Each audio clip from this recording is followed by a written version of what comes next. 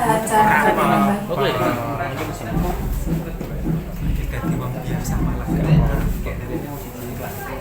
Bismillahirrahmanirrahim. Assalamualaikum warahmatullahi wabarakatuh. Alhamdulillahirabbil alamin. Assalatu wassalamu ala asrofil anbiya'i wal mursalin wa ala alihi wa sahbihi ajma'in. Amma ba'd. Alhamdulillah, hari ini kita masih diberikan kesempatan oleh Allah Subhanahu wa taala untuk mengikuti agenda penyampaian aksi nyata dari Bapak Muhammad Khairul Anwar SPD. Salawat dan salam semoga tetap tercurahkan pada baginda Nabi Muhammad SAW, yang karena beliau kita bisa merasakan manisnya Islam. Saya sebagai pembawa acara akan membacakan susunan acara pada siang hari ini. Acara yang pertama yakni pembukaan, acara yang kedua sambutan, acara yang ketiga penyampaian aksi nyata, acara yang keempat lain-lain, dan acara terakhir yakni penutup.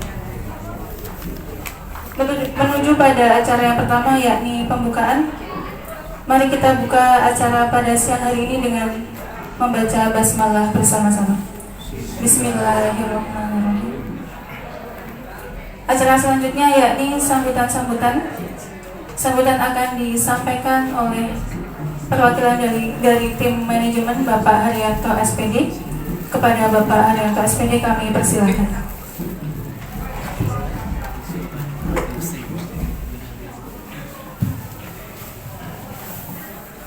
Assalamualaikum warahmatullahi wabarakatuh. Assalamualaikum warahmatullahi wabarakatuh.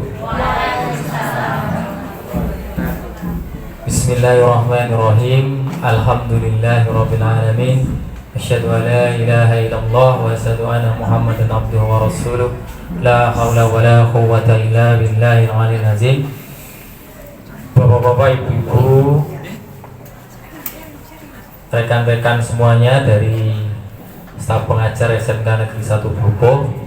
Yang pertama, marilah kita senantiasa memanjatkan puji syukur pada Allah Subhanahu wa taala bahwa pada kesempatan siang hari ini, walaupun di luar hawanya panas, di sini lumayan sejuk, kita masih diberikan kesehatan, kemudian juga kesempatan waktu, sehingga pada kesempatan siang hari ini kita meluangkan waktu walaupun ada banyak kegiatan di hari pertama masuk sekolah, ada MPLS, kemudian juga yang kelas 11 dan kelas 12 melaksanakan pertama kali masuk sekolah, pembentukan pengurus kelas dan lain sebagainya. Kita masih bisa menyempatkan untuk menghadiri undangan dari Bapak Khairul Anwar SPD atau Eskom ya Mas?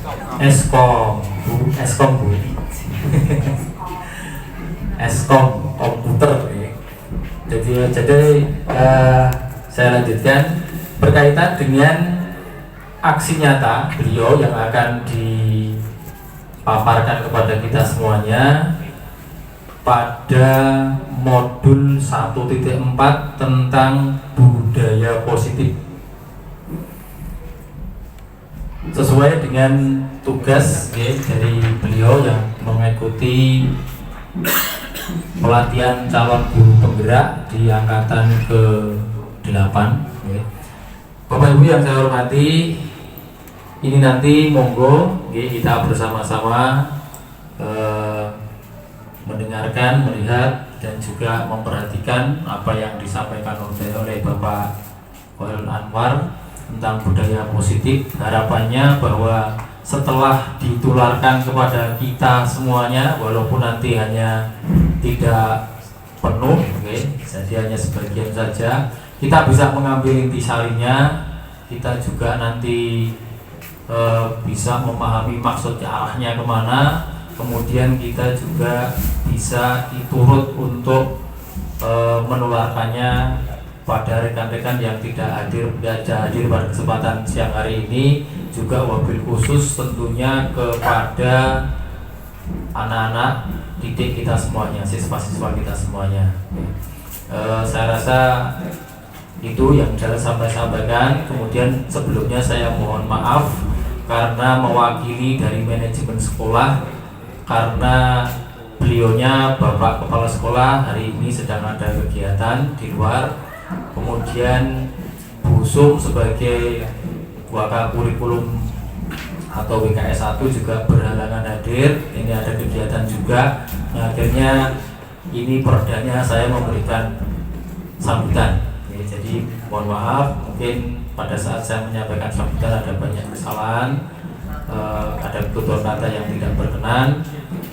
Saya mohon maaf. Jadi mewakili manajemen sekolah semuanya, kami berharap ada banyak nilai positif yang akan kita dapatkan setelah kita mengikuti aksi nyata yang akan dipaparkan oleh Bapak Khairul Anwar. Saya rasa begitu. Itu alokasi waktu saya cuma 5 menit Pak ya. Oh 7 menit. Ini masih berapa menit? Masih 2 menit lagi. Jadi cukup ya. Saya rasa dari kami, dari manajemen mewakili Bapak Kepala Sekolah, tidak ada lagi yang tambahkan. Nanti lebih kepada langsung saja ke paparan materi modul 1.4 budaya positif ya, sama Pak Khairul Anwar. Barangkali nanti kita lebih cenderung kepada teman-teman dan rekan-rekan semuanya apabila ingin memberikan ada pertanyaan atau tanya jawab, nanti justru lebih akan memperdalam materi dan memperdalam kepahaman kita Pak Anwar. Makatan saya tutup. Mohon maaf sekali lagi apabila ada kata yang tidak berkenan. Akhirul kalam, bila itu hidayah. Wassalamualaikum warahmatullahi wabarakatuh.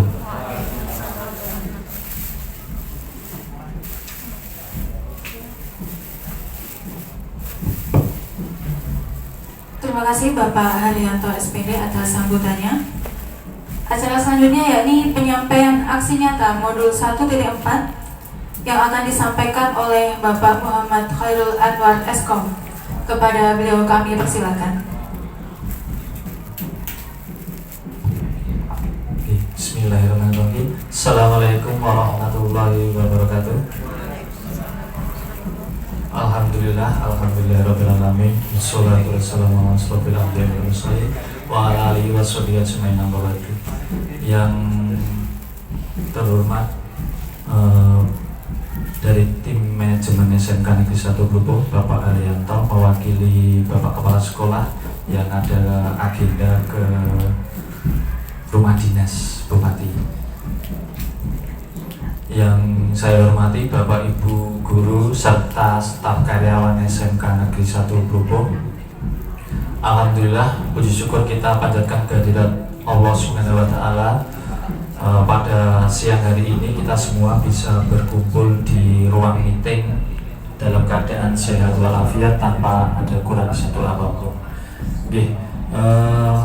Bapak Ibu guru serta staf karyawan yang saya hormati, di sini izinkan saya untuk memaparkan aksi nyata dari modul 1.4 mengenai budaya positif.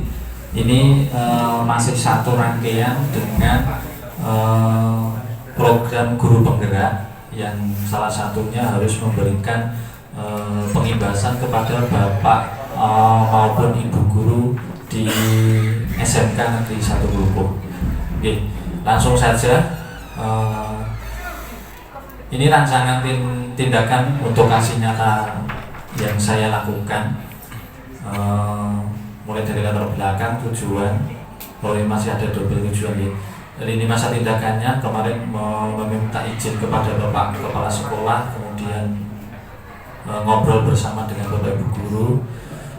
Dukungan yang dibutuhkan ya pastinya semua warga SMK Negeri 1 Grupo, seperti itu. Nah, konsep utama dari modul budaya positif Bapak Ibu itu ada 7. Yang pertama yaitu perubahan paradigma belajar, kemudian disiplin positif, kemudian kebutuhan dasar manusia, yang selanjutnya motivasi perilaku manusia, posisi kontrol restitusi, kemudian keyakinan kelas, dan yang terakhir segitiga restitusi. Selanjutnya, yang pertama ya, kita bahas mengenai pembelajaran dengan paradigma baru. Seperti apa sih pembelajaran yang diharapkan dari kurikulum Merdeka, yaitu salah satunya seperti yang disampaikan dari Ki Hajar Dewantara ya, yaitu pembelajaran berdiferensiasi, sehingga setiap siswa itu belajar sesuai dengan kebutuhan dari tahap perkembangannya untuk mewujudkan profil pelajar Pancasila, seperti itu. Jadi mari Bapak Ibu Guru dalam memberikan pembelajaran kepada peserta didik minimal ada 6 dimensi ya. Dimensi yang pertama yaitu beriman, bertakwa kepada Tuhan Yang Maha Esa, dan berakhlak mulia. Mari ini kita memberikan contoh teladan kepada peserta didik kita. Kemudian mandiri. Yang ketiga yaitu bernalar kritis. Kemudian kreatif, apalagi kita di SMK nih, dituntut itu. Kemudian bergotong royong. Dan yang terakhir kebinekaan global. Ini adalah dimensi yang ada di pelajar Pancasila, seperti itu. Jadi nanti kita dalam memberikan pembelajaran itu bisa menerapkan berdiferensiasi, seperti itu. Oke, selanjutnya yaitu berdasarkan filosofi pendidikan Ki Hajar Dewantara. Salah satunya yaitu budi pekerti. Kalau kita lihat anak sekarang itu semakin kesini perlu adanya pendampingan untuk mengenai budi pekerti. Di sini yang saya insya Allah sudah saya libatkan semua nih, mulai dari perwakilan BPBK, kemudian Bapak Ibu Guru PAI, kemudian STP 2K, kemudian tim manajemen, dan perwakilan dari 3 jurusan insya Allah sudah ada semua. Kemudian semua anak terlahir dengan bakatnya masing-masing, jadi anak itu unik. Jadi kalau dulu itu kita memberikan menuntut ke anak, kamu harus seperti ini, kamu harus seperti ini. Nah, sekarang tidak boleh Bapak Ibu Guru. Kita harus bisa menuntun. Dari kata menuntut kita rubah menjadi menuntun ya. Jadi intinya kita memberikan pendampingan kepada anak-anak kita. Nah, itu supaya apa? Supaya anak itu tumbuh dan berkembang dengan selamat dan bahagia. Ini intinya di situ. Kalau anak sudah bahagia, insya Allah kalau belajar itu juga akan nyaman dan nyaman, seperti itu. Kemudian guru ibarat petani. Jadi anak itu ibarat biji gitu. Jadi kalau kita itu menanam jagung misal, nah kayak lagu aja ini. Tapi kita mengharapkan jadi padi itu kan juga tidak bisa. Jadi intinya kita di sini itu menuntut sesuai dengan perkembangan anak. Jadi bakat dan minat anak itu seperti apa. Kita tidak bisa menuntut kamu harus seperti ini, kamu harus seperti ini, nggak boleh. Di sini kita menuntun. Anak itu pengen belajarnya seperti apa atau seperti itu. Kemudian sesuai kodrat alam dan kodrat zamannya. Nah seperti itu. Jadi kita sekarang juga bisa menerapkan Bapak Ibu metode-metode pembelajaran itu kita sesuaikan dengan perkembangan zamannya. Yang paling penting yaitu berpihak pada anak. Seperti itu. Jadi kalau bahasa di LMS-nya guru penggerak itu menghamba kepada anak, tapi jangan disalahartikan ya. Dalam arti menghamba di sini kita memberikan pendampingan seperti apa atau maunya anak itu, seperti itu. Selanjutnya perubahan paradigma. Nah di sini saya tampilkan itu dunia meta Bapak Ibu Guru, metaverse gitu. Jadi ke depan kita mau tidak mau itu harus berhadapan dengan dunia metaverse. Makanya Facebook aja sudah dirubah menjadi meta sekarang. Jadi arahnya sudah ke sana. Kemudian kecerdasan buatan ini sudah mulai banyak berkembang. Nah, tapi dengan berkembangnya teknologi seperti itu tadi harus diikuti dengan apa? profil pelajar Pancasila yang salah satu dimensinya itu adalah beriman, bertakwa kepada Tuhan Yang Maha Esa dan berakhlak mulia. Ini perlu adanya pendampingan di Bapak Ibu guru. Jadi kita harus bisa mengontrol anak-anak kita itu supaya sesuai dengan arah dan tujuan yang mereka harapkan. Seperti itu. Jadi pembelajaran yang kita harapkan pada saat ini seperti itu. Kemudian, nah ini perubahan-perubahan paradigma stimulus respon ke teori respon. Jadi di situ saya kasih contoh, kita mencoba mengubah orang agar berpandangan sama seperti kita. Tetapi kenyataannya kita berusaha memahami pandangan orang lain tentang dunia. Kemudian orang lain bisa mengontrol saya, bisa nggak kira-kira? Bisa nggak ini? Nggak bisa nih. Jadi hanya kita sendiri yang bisa mengontrol. Jadi kita merubah dari paradigma yang dari sebelah kiri itu menjadi ke yang sebelah kanan. Contohnya kalau model berpikir menang kalah ya, biasanya kalau kita itu memberikan pembelajaran kepada anak atau pada bapak ibu guru yang lain, model pembelajarannya kita rubah jadi menang ke menang. Jangan ada yang menang atau kalah seperti itu. Ini hanya beberapa contoh. Jadi mari kita belajar bersama dari stimulus respon menjadi teori kontrol seperti itu. Kemudian selanjutnya, nah ini disiplin positif. Ini masuk ke intinya nih. Disiplin di sini kalau saya itu memahaminya tindakan yang tiba-tiba untuk mendapatkan kepatuhan. Tapi kalau menurut KHD itu disiplin diri itu adalah motivasi internal yang mengontrol dan menguasai dirinya. Jadi nggak boleh disiplin itu karena takut, karena untuk mendapatkan imbalan, untuk mendapatkan yang lainnya, itu nggak boleh. Kalau seperti itu berarti masih ada unsur ekstrinsik atau faktor dari luar. Ya, nanti materi selanjutnya insya Allah masih ada. Kemudian kita sebagai pendidik itu juga memberikan tauladan atau contoh itu mengacu pada nilai-nilai kebajikan universal dan memiliki motivasi intrinsik. Jadi motivasi yang timbul dari dirinya sendiri, bukan dari orang lain. Contoh, anak-anak takut terlambat sekolah karena takut dihukum. Nah, seperti itu masih ada faktor eksternal. Faktornya apa? Karena takut dihukum. Nah, itu belum menunjukkan sikap disiplin positif. Tapi kalau disiplin positif itu muncul dari dirinya sendiri. Nah, seperti itu. Kemudian yang terakhir itu ada tanpa sogokan, kemudian tanpa ancaman ataupun hukuman. Tapi kalau selama ini kita bisa melihat di real kita, anak-anak itu kan paling biasanya juga takut karena hukuman. Wah, aku berangkat pagi aku udah dihukum. Nah, seperti itu masih ada unsur eksternal atau ekstrinsiknya. Tapi harapan kita ke depan nanti kita belajar bersama Bapak Ibu guru menumbuhkan disiplin positif itu muncul dari diri anak sendiri atau faktor intrinsiknya. Nah ini selanjutnya yaitu kebutuhan dasar manusia.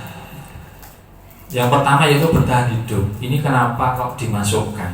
Jadi realita di lapangan itu saya kasih gambar makanan, kemudian ada rumah, ada pakaian, intinya sandang, papan, pangan, ini itu harus tercukupi dulu. Karena kalau anak-anak itu belajar masih memikirkan, aduh saya lapar. Nah ini, tapi di lapangan biasanya seperti itu. Anak-anak kalau pagi jarang sarapan dulu. Ini ternyata juga mempengaruhi. Kemudian kasih sayang ini. Kebutuhan kasih sayang itu sangat berpengaruh pada pendidikan. Contoh kecil itu kalau anak-anak membuat ulah atau apa iseng seperti itu, coba kita dekati, coba kita tanya.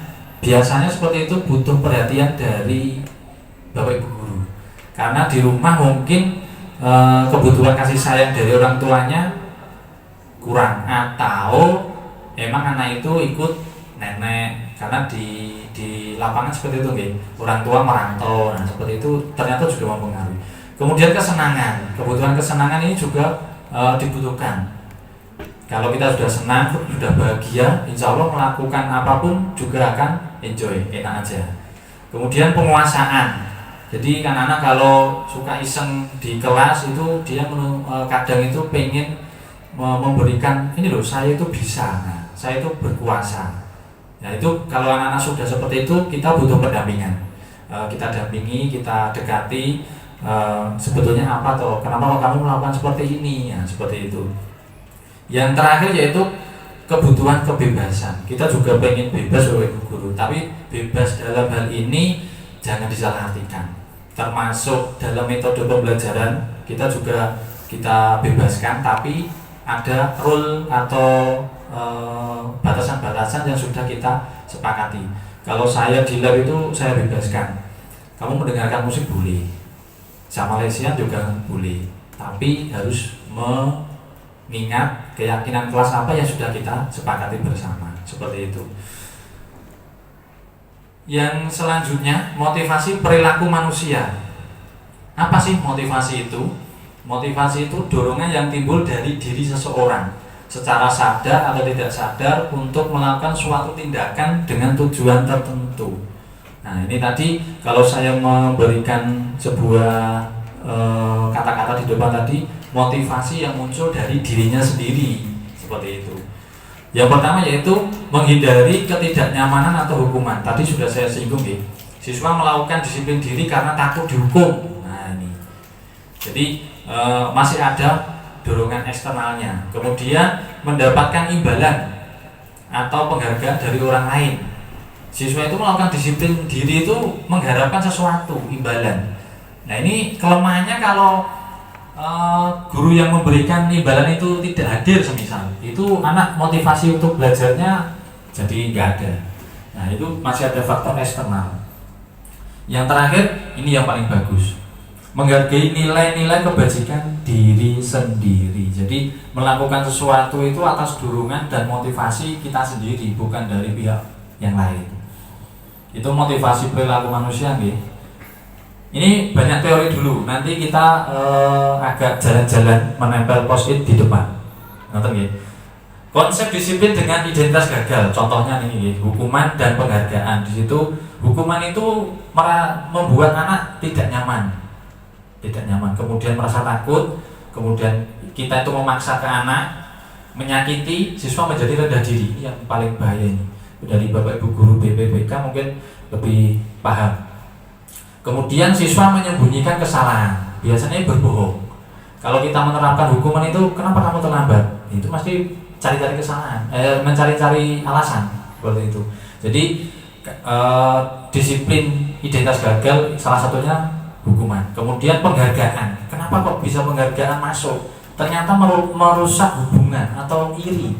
Jadi antar peserta didik itu iri, wah kayak itu aku itu, nah, gitu. Kemudian mematikan kreativitas. Kenapa kok bisa kira-kira?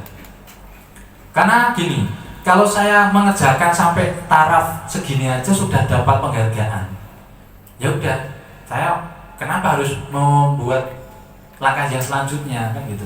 Jadi salah satunya identitas gagal itu penghargaan. Kemudian tidak efektif Bapak Ibu guru. Mari kita bersama-sama pelan-pelan kita rubah. Kemudian merampas hak menghargai dirinya sendiri.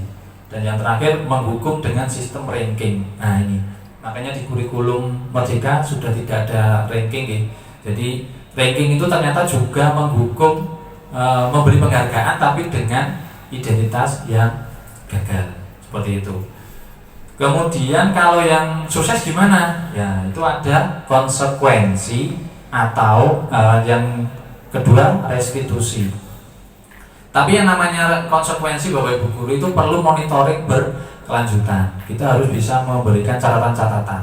Kemudian stimulus respon, penguatan jangka pendek. Kalau konsekuensi ini kehilangan waktu untuk merenungi kesalahannya. Jadi anak itu salahku apa ya? Nah seperti itu. Kemudian siswa menghormati peraturan, betul, menghormati peraturan. Jadi kalau semisal nanti ada habis ini kira-kira masuk hukuman atau konsekuensi. Nanti saya bagikan post it, nanti Bapak Ibu guru bisa ada 6 kasus insya Allah, 6 kasus kira-kira masuk konsekuensi atau hukuman seperti itu. Kalau restitusi insya Allah kita bahas di belakangan nanti. Kalau restitusi itu fokus pada pemecahan masalah jangka panjang. Nah ini, jadi tidak instan. Kalau konsekuensi tadi instan. Yang nomor 2, siswa bertanggung jawab terhadap perilakunya. Ini yang paling kita harapkan Bapak Ibu guru. Jadi peserta didik itu melakukan sesuatu hal yang harus berani bertanggung jawab. Yang ketiga, siswa menghormati dirinya sendiri dan orang lain. Kemudian bersemangat memperbaiki kesalahannya. Kemudian teori kontrol, dirinya memegang kendali. Orang lain tidak bisa mempengaruhi kita. Seperti itu. Kalau saya kasih contoh itu, kalau kita memberi kepalan seperti ini, kalau kita tidak membukanya sendiri, walaupun dipaksa orang lain, kira-kira Bapak Ibu gimana? Nah, saya tetap mempertahankan karena teori kontrol ya. Jadi yang bisa memegang kendali ya diri kita sendiri. Nah ini, konsep disiplin dengan pendekatan restitusi. Apa itu restitusi? Proses menciptakan kondisi bagi siswa untuk memperbaiki kesalahan mereka, sehingga mereka bisa kembali pada kelompok mereka dengan karakter yang lebih kuat. Jadi restitusi itu kita menuntun anak sendiri yang melakukan sebuah kesalahan semisal atau pelanggaran, tapi anak sendiri yang menemukan solusinya. Nah ini tantangan bagi kita semua Bapak Ibu guru. Jadi restitusi itu seperti itu. Nah ciri-cirinya seperti apa? Yang pertama, memperbaiki hubungan. Yang kedua, bukan menebus kesalahan, namun belajar dari kesalahan. Kemudian tawaran. Nah ini kita tawarkan, bukan paksaan. Fokus pada karakter, bukan tindakan. Jadi kita yang nomor 1 itu karakter. Yang selanjutnya menuntun untuk melihat ke dalam dirinya. Jadi melihat benar-benar dari dalam diri anak sendiri. Menguatkan dan fokus pada solusi. Jadi solusinya seperti apa? Kemudian mencari kebutuhan dasar yang mendasari tindakan. Kira-kira kamu melakukan tindakan seperti ini, itu apa toh yang mendasari kamu, yang melatar belakangi? Saya yakin anak-anak itu melakukan sesuatu tindakan itu pasti ada latar belakangnya. Itu yang perlu kita bersama belajar mengenai restitusi. Nah perbedaannya sekarang, ini contoh kasusnya, siswa membuang sampah sembarangan di laboratorium. Kalau hukuman itu guru menghukum siswa, kemudian guru marah dan siswa menjadi takut. Ini kalau di kurikulum merdeka sudah tidak diperbolehkan Bapak Ibu guru. Kemudian kalau konsekuensi gimana? Nah, konsekuensi berarti guru memberikan konsekuensi untuk membersihkan semua sampah pada tempatnya. Kemudian guru tegas dan siswa menjadi menghormati peraturan. Ini kalau konsekuensi. Kalau restitusi gimana? Guru menanyakan keyakinan kelas dan membantu siswa menyelesaikan masalah. Nah, jadi sekarang itu sudah tidak ada peraturan-peraturan, tapi adanya keyakinan yang kita jalani dan yang kita bersama-sama buat. Kemudian guru terbuka dan siswa menghormati dirinya dan orang lain. Ini kalau restitusi ini. Nah ini posisi kontrol yang minggu kemarin sempat saya singgung sedikit, yaitu penghukum, pembuat merasa bersalah, teman, pemantau, dan manajer. Jadi karena kita di SMK gitu Ibu Guru, seperti yang saya sampaikan kemarin, kita kondisional, kita tidak mungkin menerapkan antaranya anak-anak TKR disamakan dengan anak-anak RPL atau anak-anak tata busana. Jadi kita harus bisa memposisikan diri, melihat situasi dan kondisinya seperti apa. Tapi harapannya Bapak Ibu Guru itu sebetulnya satu, kita itu di posisi manajer. Seperti apa itu posisi manajer? Nah, jadi nanti kita bahas bersama. Contoh, nih, penghukum patuhi aturan saya atau awas. Nah, itu sudah hukuman. Kemudian kamu selalu saja salah, selalu pasti, selalu yang terakhir selesainya. Kata-kata seperti itu sudah masuk kata-kata penghukum Bapak Ibu Guru. Jadi kita harus berhati-hati memperlakukan anak ya, apalagi anak-anak sekarang. Kita harus benar-benar berhati-hati. Kalau membuat rasa bersalah gimana? Gimana coba kalau orang tua kamu tahu kamu berbuat begini? Nah, anak itu terus merasa, waduh, iya ya. Nah, itu kan anak terus merasa bersalah. Yang kedua, berapa kali bapak harus memberitahu kamu ya? Itu ternyata juga kata-kata yang membuat anak itu merasa bersalah. Jadi kita benar-benar harus berhati-hati. Kalau teman, nah ini, ayo bantulah demi bapak ya. Nah, kemudian, ayo ingat tidak bantuan bapak selama ini. Ini contoh-contohnya. Ya sudah, kali ini tidak apa-apa. Nanti ibu bantu bereskan. Tapi bapak ibu guru, ini selama ini yang sudah saya terapkan itu di posisi teman. Ternyata ada kelemahannya. Kelemahannya apa? Anak itu kalau dengan saya enak aja mengikuti apa yang sudah disepakati. Tapi nanti kalau ketemu bapak ibu guru yang lain, nah ini ternyata dampak negatifnya di situ. Perlakuan anak dengan saya, dengan bapak ibu guru yang lain itu sudah beda. Tinggal bapak ibu guru yang lain itu menerapkan ke anak seperti apa. Nah, itu kelemahan dari posisi kontrol sebagai teman. Kalau pemantau gimana? Peraturannya apa? Nah, kembali ke peraturan. Kemudian apa yang telah kamu lakukan? Nah, seperti itu. Sanksi atau konsekuensinya apa kalau kamu melakukan seperti ini ya? Itu masuk ke pemantau. Kalau manajer gimana? Apa yang kita yakini? Kembali ke keyakinan kelas. Nah, contohnya hari ini tadi Bapak Ibu Guru, saya membuat keyakinan kelas di kelas 12 RPLK di jam saya. Itu anak setelah membuat keyakinan kelas kok ada yang ngobrol sendiri. Saya tinggal mengingatkan aja. Ayo, keyakinan kelas kita yang nomor 2 apa? Nah, anak-anak sudah dengan sendirinya mengikuti. Karena sudah kita sepakati. Kalau peraturan itu dari satu pihak ke orang lain, itu memaksa nih. Tapi kalau keyakinan kelas itu kita bersama yang membuat. Jadi insya Allah lebih enak. Ayo keyakinan kelas kita gimana? Itu lebih enak. Anak-anak sudah paham karena diajak untuk membuat. Tapi kalau peraturan kan tidak. Ada peraturan seperti ini, kamu harus mengikuti. Kalau tidak mengikuti berarti kamu melanggar peraturan. Nah, seperti itu. Yang nomor 2, jika kamu meyakininya, apakah kamu bersedia memperbaiki? Nah, ini posisi kontrol. Nanti saya kasih video singkat untuk contoh segitiga restitusi Bapak Ibu Guru. Nah, ini posisi kontrol. Itu ada beberapa hasil maupun dampaknya kepada murid. Penghukum itu hasilnya memberontak, menyalahkan orang lain, berbohong. Kemudian dampaknya mengulangi kesalahan.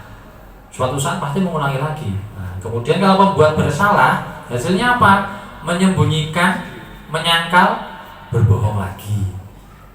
Kemudian dampaknya merasa rendah diri anak. Ini perlu kehati-hatian nih. Kalau teman seperti apa hasilnya? Ketergantungan. Nah, ini tadi saya singgung nih. Jadi kalau tidak dengan Pak dan Bu A, anak itu ya memperlakukannya seenaknya sendiri. Nah, kemudian dampaknya apa? Lemah, tidak mandiri, dan tergantung. Kemudian kalau pemantau yaitu menyesuaikan diri bila diawasi. Kemudian dampaknya menitik beratkan pada sanksi atau hadiah untuk dirinya. Nah, ini yang paling bagus Bapak Ibu Guru yaitu posisi manajer, menguatkan pribadi, dampaknya mengevaluasi diri, bagaimana cara memperbaiki dirinya. Nah, ini yang kita harapkan kita di posisi manajer. Nah, ini keyakinan kelas. Mengapa keyakinan kelas? Mengapa bukan peraturan kelas saja? Mengapa kita memiliki peraturan tentang penggunaan helm pada saat mengendarai kendaraan roda 2? Mengapa kita memiliki peraturan tentang penggunaan masker dan mencuci tangan setiap saat? Nah, kira-kira apa? Ini keyakinan gitu. Kalau kita sudah yakin itu, insya Allah kita enak. Kemungkinan jawaban Anda adalah untuk keselamatan. Gue ini ben selamat kan gitu. Kemungkinan jawaban Anda untuk kesehatan dan atau keselamatan. Ini Bapak Ibu Guru.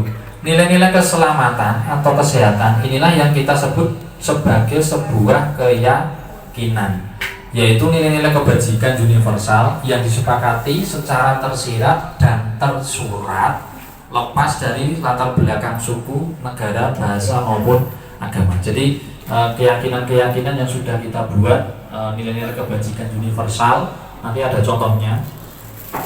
Nah ini langkah membuat keyakinan kelas, monggo Bapak Ibu guru nanti di awal tahun pelajaran ini bisa mencoba kita membuat. Kalau dulu saya kira sudah melakukan semua, tapi hanya beda nopo nggih, beda bahasa. Kalau saya dulu itu namanya kontrak pelajaran. Nah sekarang itu di kurikulum Merdeka namanya keyakinan kelas, ya saya rubah menjadi keyakinan kelas. Yaitu pertama diskusi tentang peraturannya seperti apa dulu. Kemudian menempel dan memilah peraturan yang diinginkan. Yang ketiga menyepakati hasil keyakinan kelas. Kemudian menempel keyakinan atau disampaikan di setiap kelas. Kemudian ngapunten, ini yang nomor 5 ya. Nomor 3 merumuskan peraturan menjadi keyakinan. Kebalik nih. Nomor 1 ini yang nomor 3. Nomor bawah itu nomor 3. Yang terakhir itu disampaikan di setiap kelas atau menempelnya.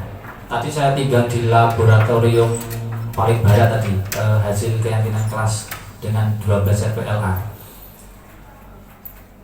Nah ini contohnya Bapak Ibu guru. Contoh ini kalau peraturan nih, peraturan sama keyakinan kelas. Selalu kembalikan buku ke tempatnya.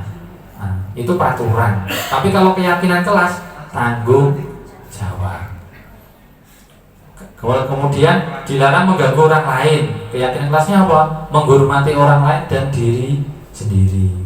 Hadir di sekolah 15 menit sebelum pembelajaran dimulai. Menghormati orang lain, komitmen pada tujuan atau berkomitmen. Kemudian dilarang melakukan kekerasan, yaitu keselamatan, menghormati orang lain. Ini contoh lagi, bergantian atau menunggu giliran, yaitu menghormati orang lain dan kesabaran. Nah ini contoh-contoh keyakinan kelas yang bisa kita terapkan di kelas kita masing-masing. Bagaimana pembentukan keyakinan kelas Bapak Ibu guru? Yang pertama yaitu lebih abstrak dari peraturan. Kemudian berupa pernyataan universal. Nanti ada contohnya, pernyataan universal dibuat dalam bentuk positif. Kemudian mudah diingat, disesuaikan dengan kondisi kelas, semua warga kelas dilibatkan. Ini yang membedakan dengan peraturan ya. Jadi keyakinan kelas itu kita melibatkan semua anggota atau warga di kelas. Kemudian mudah diingat, jangan panjang-panjang. Satu kata aja yang penting mudah diingat, itu sudah mencakup semua aspek seperti itu. Nah ini perbedaannya. Ini tadi ya, yang sudah saya sampaikan di depan. Jadi ada hukuman, konsekuensi, restitusi. Nah ini, monggo Bapak Ibu guru, ini sejak dari tadi Bapak Ibu guru sudah menyimak apa itu keyakinan kelas, hukuman, konsekuensi, dan perubahan paradigma pembelajaran. Ini ada 1, 2, 3, ada 7. Ada 7.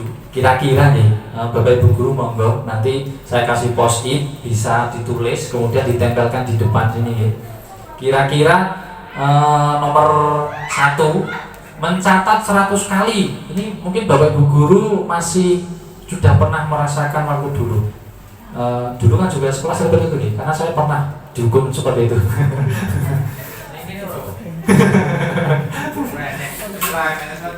Mencatat 100 kali di dalam buku kalimat saya tidak akan terlambat lagi karena terlambat ke sekolah. Ini kira-kira itu masuk hukuman atau konsekuensi. Nah, monggo Bapak Ibu guru nanti bisa ditempel di sini.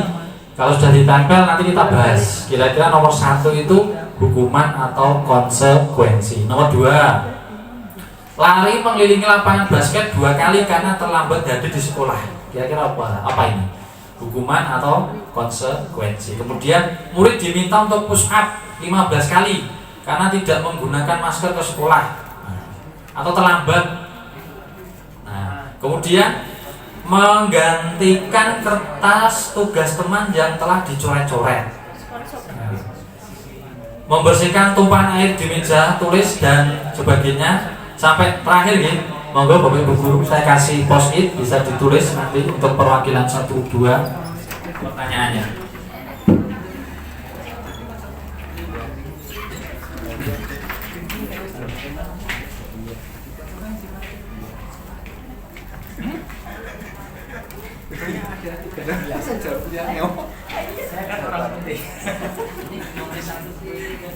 Di nomor 5 mawon. Satu posit satu soal nggak apa-apa. Satu posit satu soal. Biar mudah ya. Ini TV ya, televisi, konsekuensi hukuman TV. Yes. Soalnya bukan sah. Langsung aja. Nomor 1 semisal. Berarti siji konsekuensi.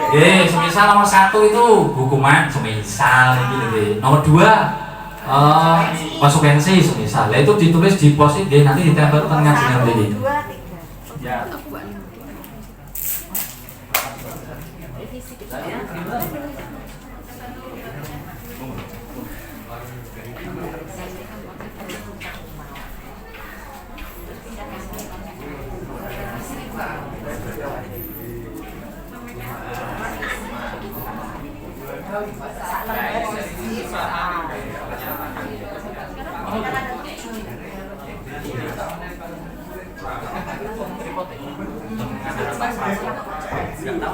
Mas, ini satu lembar satu nomor itu. Ya. Satu lembar satu nomor. Satu soal. Satu lembar satu soal ya.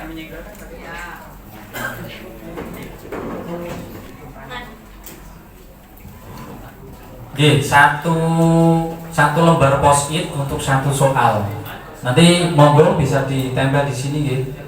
Urut mawon nomor 1, nomor 2, nomor 3, nomor 7 yang paling barat. Nanti kita bahas bersama kira-kira itu masuk hukuman atau konsekuensi. Nah, ada 7. Kasih nomor aja 1, 2, 3, 4 sampai 7 nanti kita tempel.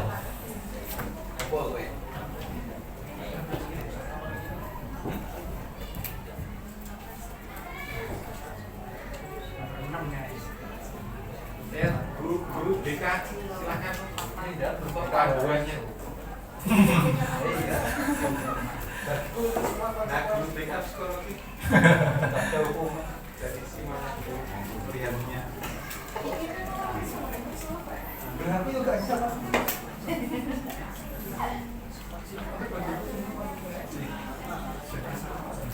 Nih contoh, meminta murid tidak mengenakan sepatu seharian di sekolah karena tidak mengenakan sepatu warna hitam. Ini kira-kira hukuman atau konsekuensi? Monggo, nanti kita bahas bersama.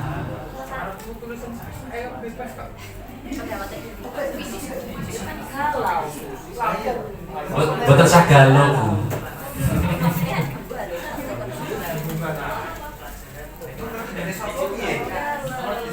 Boten sah kasih nama. Nomor 7, lari mengelilingi lapangan basket 2 kali karena terlambat 10 menit untuk pelajaran PCOK olahraga. Niki bedane, monggo Bapak Ibu guru, bedanya nomor 7 dengan nomor 2. Di sini ada untuk pelajaran PCOK atau olahraga. Sedangkan yang atas ini tidak ada.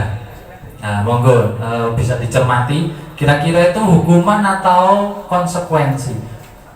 Atau malah dua-duanya konsekuensi semua. Nah, yang pasti nanti beda-beda antara nih satu Bapak Ibu guru dengan Bapak Ibu guru yang lain, saya kira nanti beda-beda. Dan pastinya Bapak Ibu guru mempunyai alasan kenapa kok saya menuliskan konsekuensi, kenapa kok saya menuliskan hukuman. Saya kira mempunyai alasannya masing-masing. Monggo. Ingkang sampun saged ditempel ten ngajengan. Nomor 1 dari sebelah timur gitu. Insya Allah ini aman ini, karena hanya post-it. Monggo Pak Ibu.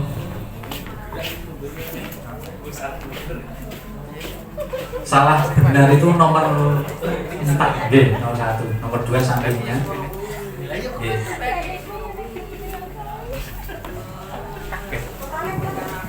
Ada 7.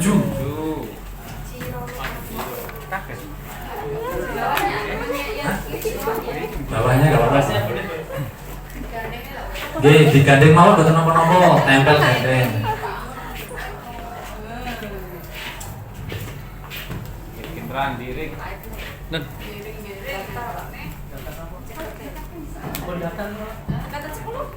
Nanti banyak digabung mau. Semakin kesini semakin pendek.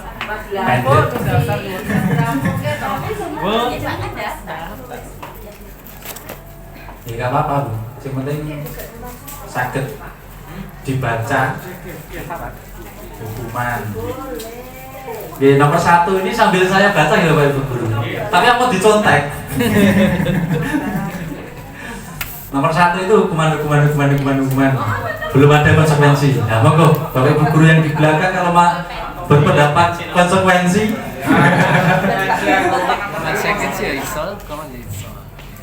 Nomor 2 konsekuensi. Nah, ini nomor 2 bisa konsekuensi ada yang hukuman. Nah, ini bagus ini. Nanti kita lihat bersama. Nomor 3 sama juga.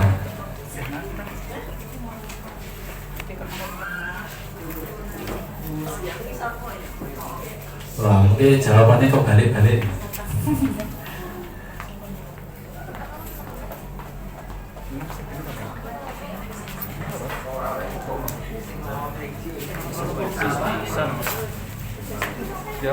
Tidak boleh menghukum. Nanti sambil kita lihat mana tuh yang jawabannya konsekuensi semua. Nanti saya pengen melihat ini.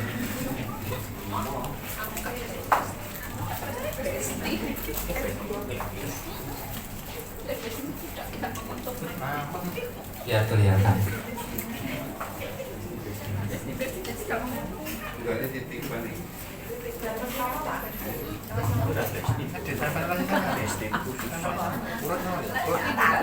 Sing penting paneten nomornya. Hukuman.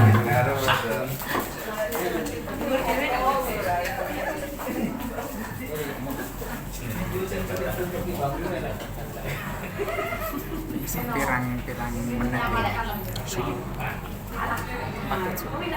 Oke, sekilas ini dari masing-masing Bapak Ibu Guru dalam satu soal itu bisa bermacam-macam, bermacam-macam. Tapi sementara untuk yang nomor 1 ini sampai sekarang yang sudah ada di depan, semua menganggap apa itu? Hukuman. Nah, karena terlambat. Saya tidak akan terlambat lagi.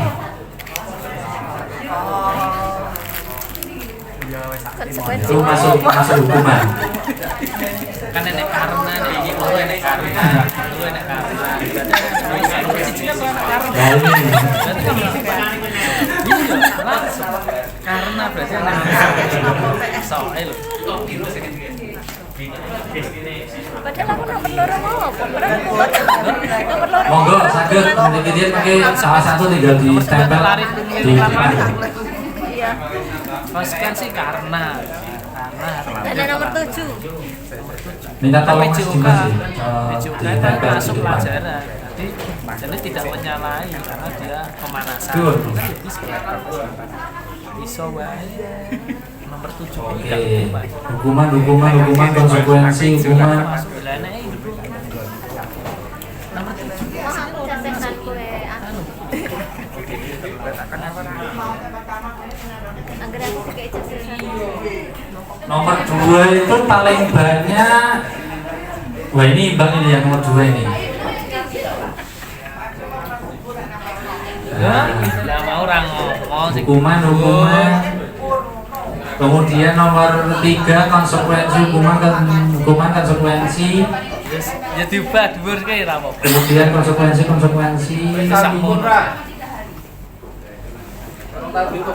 Nggih, sampun daten iki. Kemudian ini saya lihat yang satu soal jawabannya sama semua nggih. Itu nomor 1 sudah ada konsekuensi. Jadi nggak jadi semua hukuman. Kemudian nomor 3, nomor 2 ini Ada konsekuensi juga. Nomor 3 juga sama. Konsekuensi. Nah ini yang nomor 4. Nomor 4 Bapak Ibu guru semua sepakat itu adalah konsekuensi. Kemudian nomor 5 itu juga sama, semua sepakat konsekuensi. Nomor 6 campur. Nomor 7 campur juga. Kira-kira apa ya? Monggo kita lihat bersama. Nah, ini Bapak Ibu guru. Ternyata yang hukuman itu nomor 1, nomor 2, nomor 3, dan nomor 6. Kira-kira yang nomor tadi saya tunjuk, nomor 7 dengan nomor 2, kenapa kok bisa jawabannya beda? Nah, betul sekali. Karena yang nomor 7 kenapa kok konsekuensi? Karena mata pelajarannya yaitu PJOK atau olahraga. Makanya wajar saja kalau disuruh mengelilingi lapangan. Tapi kalau yang nomor 2 itu kan tidak dalam mata pelajaran olahraga. Jadi kan itu masuk ke dalam ranahnya hukuman. Nah, Ibu terima kasih Bapak Ibu guru. Pertanyaan dulu Mas. Nah, itu kenapa bisa jadi hukuman? yang mana? Nomor 1. Nomor 1. Kenapa kok bisa hukuman ya? Ya, karena kan itu tuntutan. Kamu harus mengerjakan menulis sebanyak 100 kali. Nah, seperti itu. Kalau begini, Cara pandang. ya. Sebelum Target. Monggo, ini sambil diskusi santai mau mboten napa-napa. Makanya ini ada Bapak Ibu guru BP, kemudian ada STP 2K.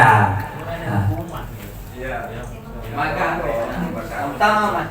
Iya. Agak memaksa karena belum ada koordinasi antara misalkan 100 kali di dalam buku kalimat saya tidak akan melambat lagi karena terlambat sekolah karena itu tidak harusnya tidak terus. ya, Belum ada koordinasi antara kelas dengan kegiatan. Nah, harus ada koordinasi namanya apa? Konsekuensi. Berarti bisa jadi konsekuensi Mas. Karena sudah sepakat. Semua konsekuensi. Tinggal sisi pandangnya dari mana. Karena kalau sudah sepakat berarti tidak ada hukuman. Berarti dengan besok bukan konsekuensi lah. Nggih, monggo. Niki makanya tujuan saya ya Bapak Ibu guru ada berbagai elemen saya undang ke sini biar nanti bisa menyampaikan persepsi. Terima kasih Pak Arif, Pak Nur, Pak Budi, perwakilan dari ini semua TKR kita gitu. Karena TKR itu butuh perlakuan khusus ya Bapak Ibu guru. Jadi TKR itu karena nanti ke depan termasuk angkatan saya dulu juga banyak yang ke tambang. Nah, kemarin sudah saya sampaikan. Tapi sebetulnya kalau di kurikulum merdeka tidak boleh ada hukuman. Ya, apa nggih? Olahraga ringan lah. Bukan semua akan jadi konsekuensi Mas. Kalau Ya. kita sudah akan sepakati bersama. Ya, betul. Terus ini enggak misal anak dalam satu kelas itu kan punya persepsi sendiri-sendiri, pandangan sendiri. Misal itu tidak tersepakati satu poin, misal ya dalam satu misal tentang masuk saja ya. Kita masuk mulai pelajaran mulai jam berapa? Katakanlah seperti itu. Kalau menurut aturan jam 7. Oh Pak, saya harusnya 7:30 Pak, karena saya masih harus membantu orang tua, bisa nganter langsung dan seterusnya. Kalau misal seperti itu, ya tidak bisa tersepakati semuanya, apakah itu akan harus musnah dalam artian tidak menjadi. Nah, hal ini seperti apa? Kasus seperti itu. Terima kasih Pak Nuryanto. Sebetulnya Bapak Ibu guru, kita kemarin saya juga sempat ngobrol dengan Pak Prapto. Kita membuat sebuah keyakinan sekolah. Ada namanya keyakinan sekolah. Jadi contohnya tadi saya membuat keyakinan kelas itu anak-anak ternyata minta toleransi waktu. Nah, kita kasih toleransi, tapi dengan batasan-batasan tertentu. Semisal toleransi waktu terlambat itu 10 menit. Nah, saya kira dari Pak Budi selaku STP 2K, toleransinya 10 menit ya Pak Budi? 5 menit? Oh 5 menit 5 menit Bapak Ibu guru yang piket, nah, 5 menit. Nah itu nanti kalau Bapak Ibu guru di ruang kelas kan sudah dapat izin dari guru piket atau guru BPG. Nah tinggal kita memberikan sebuah atau membuat keyakinan kelas dulu Pak. Misal ya, saya kekeh, saya nggak bisa kalau 5 menit, saya tidaknya itu 30 menit. Nah itu bagaimana? Nah itu nanti berarti harus ada komunikasi. Dengan cara apa? Mungkin kita perdalam ke anak, kita menerapkan namanya segitiga restitusi. Jadi kalau segitiga restitusi itu kok belum berhasil, kita panggil anaknya, kita tanya, kita perdalam, melakukan pendekatan. Ini seharusnya guru BP nih yang lebih paham. Nah, kemudian kalau kok belum berhasil, pokoknya saya Pak setengah 8 Pak bisa nih Pak. Nah itu kita setelah komunikasi kok belum berhasil, ada namanya teknik coaching. Seperti itu ya Pak Prapto ya. Nah teknik coaching itu nanti di modul 2.3 kalau tidak salah. Nah sekarang saya baru sampai modul 1.4. Intinya ngeten Pak Nur. Kita harus membuat keyakinan kelas. Di situ melibatkan anak. Kalau peraturan itu kita yang membuat, anak yang harus dipaksa menjalankan. Tapi kalau keyakinan kelas seperti tadi, Pak, saya pokoknya toleransi maksimal 15 menit Pak. Yaudah, saya ACC. Tapi dengan catatan, saya kan gitu. Dengan catatan. Nah, mungkin yang dimaksud Pak Nur juga seperti itu. Buat dulu keyakinan kelas. Kalau mau sudah membuat keyakinan kelas kan semua warga menyepakati itu Pak Nur. Nah seperti itu. Insya Allah nanti lebih mudah. Termasuk anak datang terlambat, kita nggak boleh menghukum gitu. Ya tanyakan aja. Kamu sudah sesuai keyakinan kelas atau belum? Karena kita dituntut sebagai manajer. Tapi kalau di otomotif monggo bahasanya digantilah jangan hukuman. Karena kita tidak boleh memberikan hukuman. Seperti itu. Ya pemanasan awal boleh seperti itu. Karena kita memperlakukan anak juga harus berbeda-beda, mengikuti situasi dan kondisi. Ini Pak Nur. Kalau lanjut ya mungkin ya tambahkan lagi sedikit. Satu, kalau tadi ada anak yang misalnya yang seperti itu tadi kasusnya ya. Yang kedua, tadi itu kan konsekuensi diantaranya seperti itu kan digali menurut atau istilahnya dari berorientasi pada anak. Ya. Berarti pada anak. Sekarang kalau pembelajaran seperti itu ya misalnya, kalau anak itu tidak mempunyai ide hal-hal yang mau disepakati itu supaya nanti misal pembelajaran itu bisa berjalan dengan baik, lancar dan berhasil maksimal. Nah, misal anak tidak mempunyai ide-ide poin-poin seperti itu ya misalnya. Nah, itu bagaimana? Oke. Terima kasih Pak Nur. Gini, Bapak Ibu, tadi di nanti kan kalau itu ide itu dari guru malah dipaksakan itu menjadi hukuman. Nah, ini Satu arah ya. Satu arah. Terima kasih. Insya Allah saya sudah paham apa yang dimaksud Pak Nur. Nah, gini, terima kasih untuk maupun ikut diskusinya. Jadi gini Pak Nur tadi, saya di kelas, nah ini sudah saya terapkan tadi. Saya mengikuti langkah-langkah ini. Saya sodorkan sebuah peraturannya dulu. Nah, peraturannya seperti ini Mas Mbak. Nah, saya tayangkan. Peraturannya seperti ini. Kira-kira. Nah, kira-kira.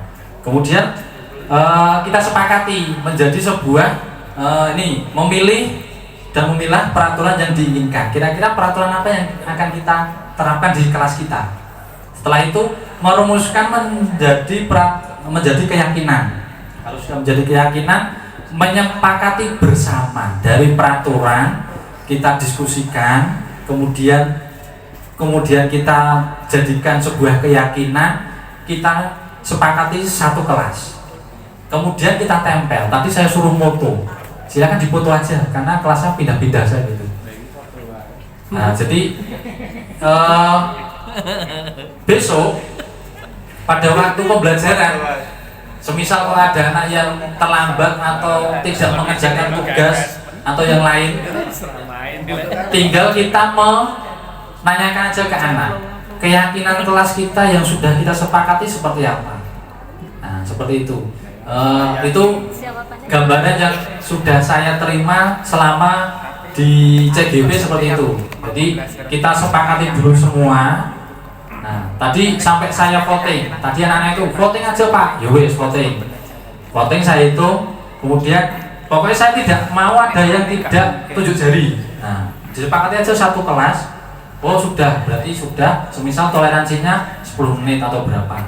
Nah, seperti itu. Seperti itu Pak Nur. Jadi dari peraturannya dulu kan kita sudah mempunyai peraturan. Kemudian kita pilih yang mana atau yang akan kita terapkan di kelas kita. Kalau sudah diskusikan jadi sebuah keyakinan kelas. Seperti itu. Itu yang saya pahami selama mempelajari modul seperti itu. Nonton. Tambah pajak enggak? Lanjut Pak. Tambah pajak. Lah monggo. Oke. Tadi semua peraturannya dipilih semua enggak, Pak? Pripun? Oh, boten, kesepakatan kelas dulu. Kan saya sodorkan peraturan nggih, semisal ada 10. Nah, ada 10. Kemudian anak disepakati bersama. Itu Pak nomor 2. Cocok ya nomor 2 ya? Ya, semua sepakat dulu. Kemudian nomor 5 Pak. Ya udah, nomor 5 tak ambil. Nah, ada berapa? Kalau sudah diskusikan dulu, peraturannya sudah sesuai, baru kita buat atau rumuskan peraturan menjadi keyakinan. Seperti itu. Berarti kan peraturannya tidak diambil semua lah Mas? Tidak, tergantung kesepakatan kelas kita. Seperti itu. Padahal peraturan yang tidak diambil itu sangat berpotensi tidak menciptakan suasana kondusif. Lah terus piye? Nah. Tidak diambil. Kalau seperti itu kita sebagai kontrol guru tadi ada 5. Kontrol kita gimana? Jangan anak itu diberi kebebasan tapi dalam ring atau rule-nya yang sudah kita tentukan. Contoh, Pak, saya minta toleransi semisal tadi ya 20 menit. Ya kita menengahi. Jangan semua apa yang dipilih anak itu kita ikuti, itu jangan. Kalau seperti itu berarti filosofi Ki Hajar Dewantara menuntun, nah itu nggak ada. Seperti itu. Bukan itu. Kita tadi kan cuma menyodorkan peraturan 5 nih. Nah, anak jangan suruh milih. Ya. Dia cuma memilih 3. Ya. Padahal yang paling berpotensi itu 2 ini. 2 itu semisal ya. Iya, 2 ini. Nah, itu kita bahas bersama di kelas.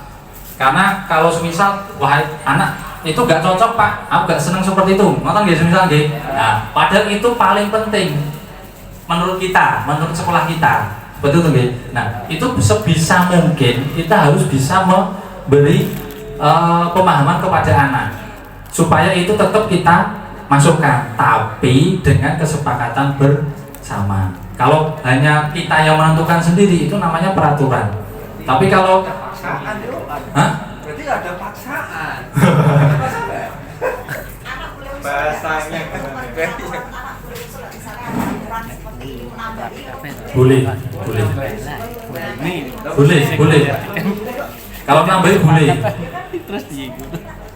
Contoh. Apa yang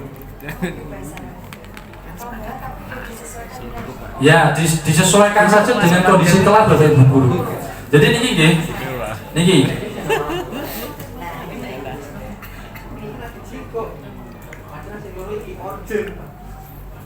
Ya, itu tinggal kita sebagai guru bagaimana menyikapinya. Yang penting kita membuat sebuah keyakinan kelas itu kan pasti ada nanti di breakdown dari keyakinan sekolah. Jadi intinya semuanya itu tidak berbenturan dengan apa yang ada di sekolah kita. Seperti itu. Itu sepemahaman saya selama mempelajari modul. Nanti mungkin Pak Prapto bisa memberi penguatan kalau jawaban saya masih kurang mantap seperti itu. Ngoten nggih Bapak Ibu guru. Kalau Jawa ini ngomong halus kalau ngomong kasar belum ya, Pak?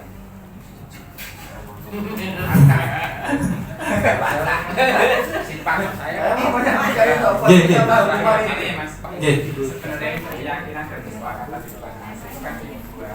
Memang kalau untuk barangkali juga ya itu kan arahnya untuk pembelajaran supaya anak itu mempunyai istilahnya jiwa konsistensi konsekuen terhadap apa yang sudah diputuskan bersama, komitmen yang sudah diputuskan bersama.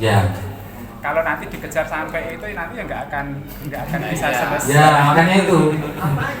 Jadi tinggal kita nih Bapak Ibu Guru memberikan kontrol kepada anak-anak kita. Jadi jangan mengikuti semua yang apa yang dipilih dari anak. Jadi kita harus bisa memberikan kontrol. Jadi posisi kontrol kita sebagai Bapak Ibu Guru. Ngoten nggih?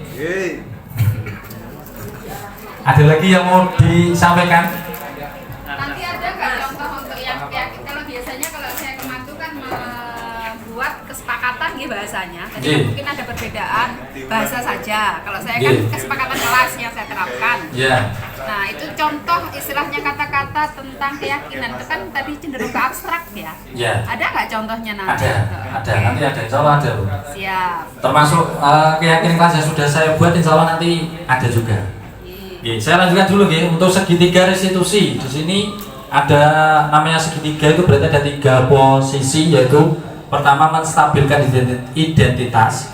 Kita semua akan melakukan hal terbaik yang bisa kita lakukan. Kemudian melakukan validasi tindakan yang salah, yaitu semua perilaku memiliki alasan. Jadi seperti tadi saya sampaikan bahwa anak melakukan suatu tindakan itu pasti mempunyai alasan.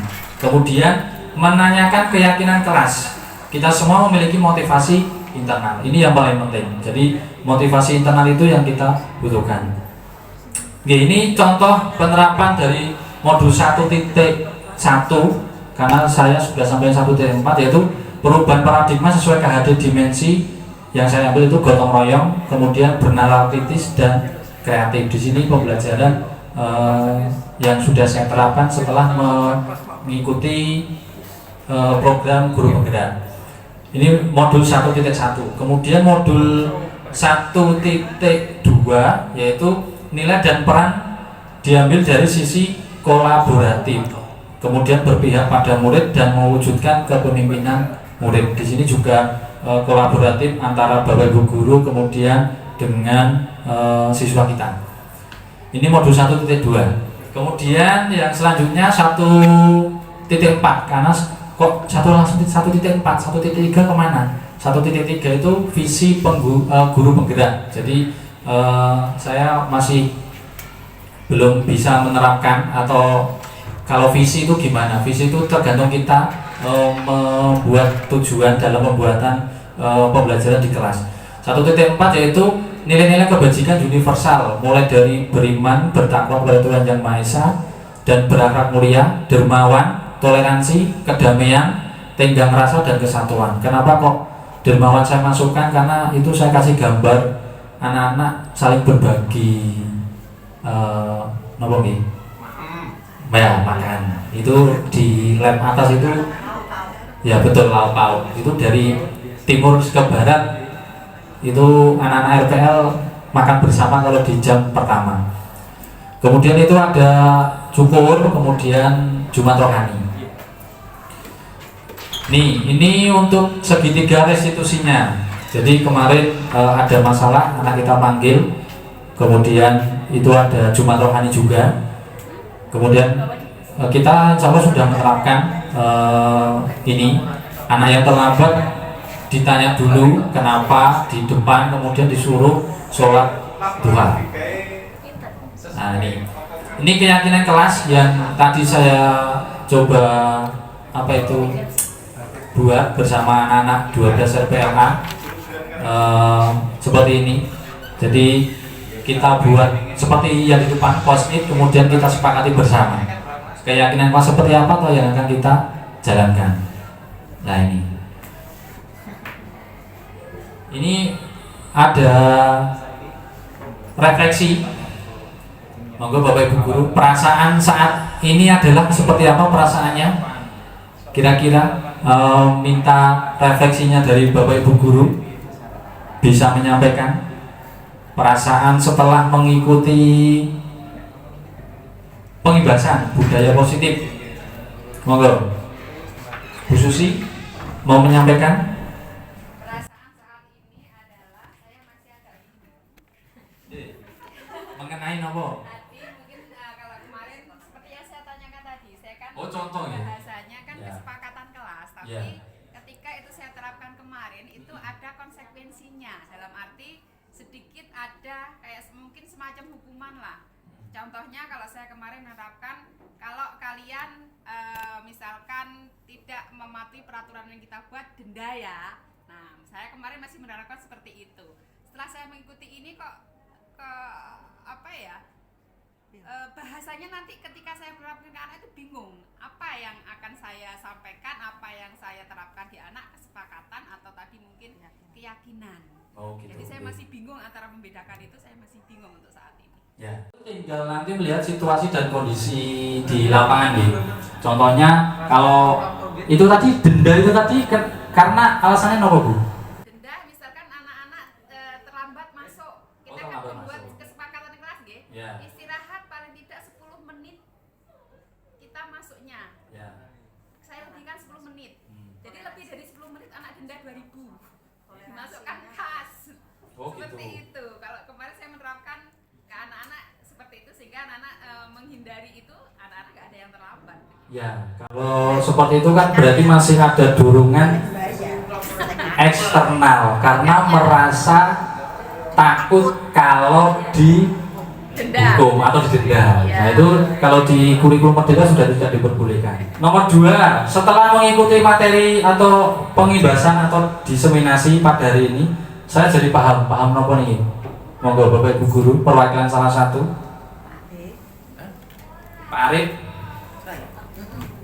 Yang nomor 2, paham mengenai apa?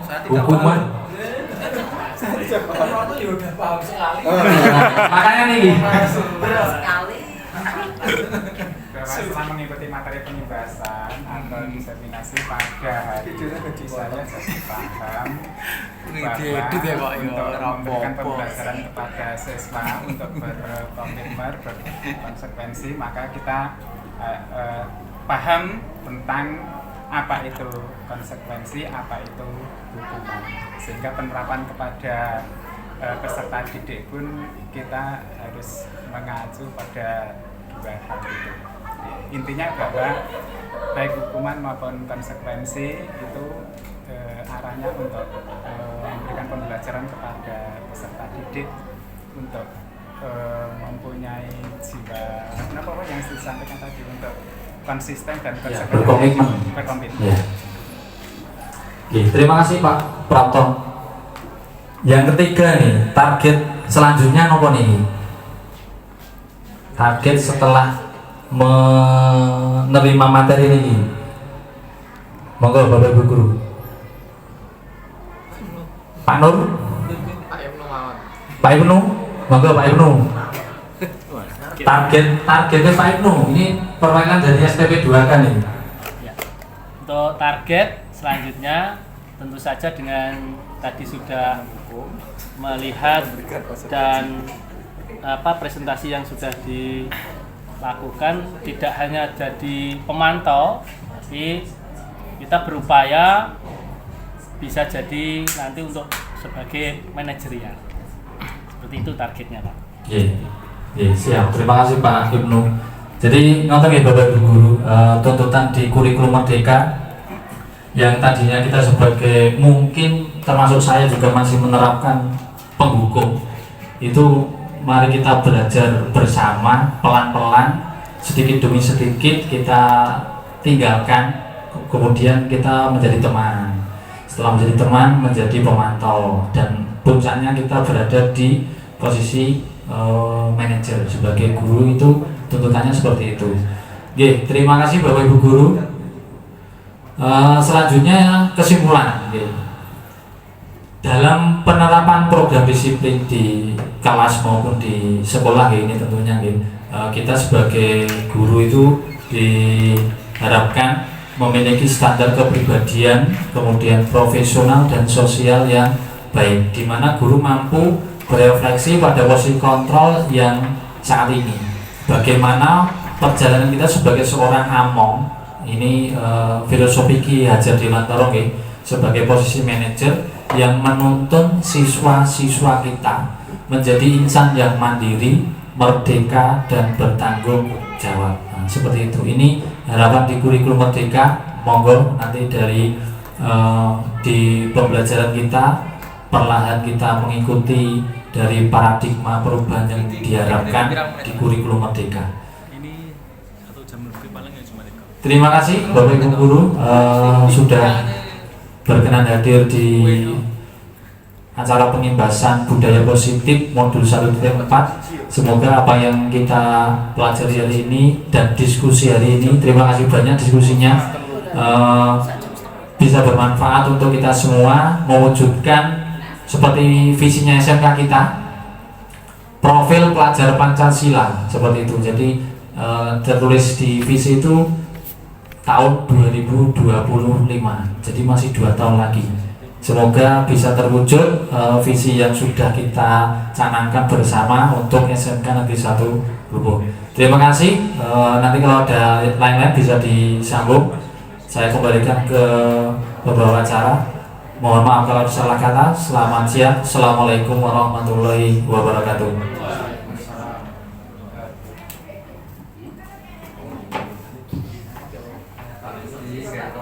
Terima kasih pada Bapak Muhammad Khairul Anwar Eskom atas penyampaian aksi nyata dan diskusinya.